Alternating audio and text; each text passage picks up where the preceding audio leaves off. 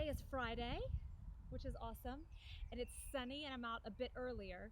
But I had an awesome time this morning because I was able to do a Zoom call with the Bible study ladies that I teach on a Wednesday, and we had an amazing time.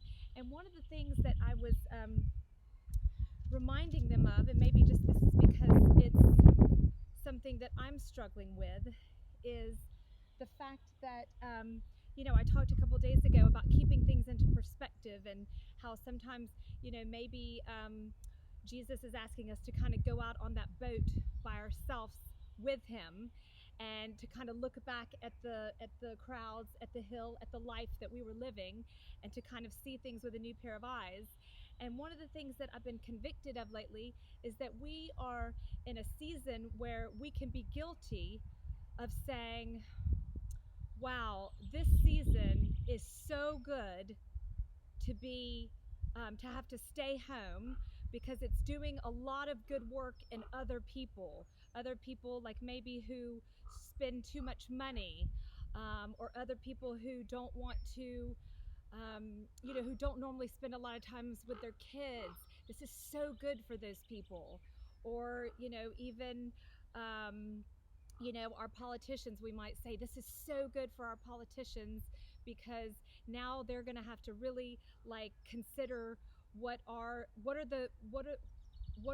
is the foundation of which we believe in for our country. And so this is good for our presidents and prime ministers to have to step back and consider what they value the most. And so those are all good things, and God certainly is going to work in all of those areas, but that's sort of an other mentality. And God has been convicting me, Cindy, I also have you having to isolate at home, because it's about what I'm going to do just with you. And so it reminded me this morning of a passage in Matthew 7. And if you notice what I'm standing next to, you'll know why I came out here for it. And in Matthew, he writes this: "Do not judge, or you too will be judged. For in the same way you judge others, you will be judged. And with the measure you use, it will be measured to you. Why do you look at the speck of sawdust in your brother's eye, and pay no attention to the plank in your own eye? How can you say to your brother, 'Let me take that speck out of your eye,' when all the time there is a plank in your own eye?" Matthew calls him, he says, "You hypocrite. First take the plank out of your own eye, and then you will see clearly to remove the speck from your brother's eye." And I thought, that's sort of where we're at. I mean, it's so easy to see in this time what other people um, need to kind of tweak and fix about their own lives, based on having to be at home, spending time with that spouse that maybe you don't spend a lot of time with, those kids that you don't see a lot, whatever habits we normally have. And we think, oh, this is going to be so good for them. But actually, God is like, I'm not concerned about what you think other people should be doing. I'm concerned about you, Cindy.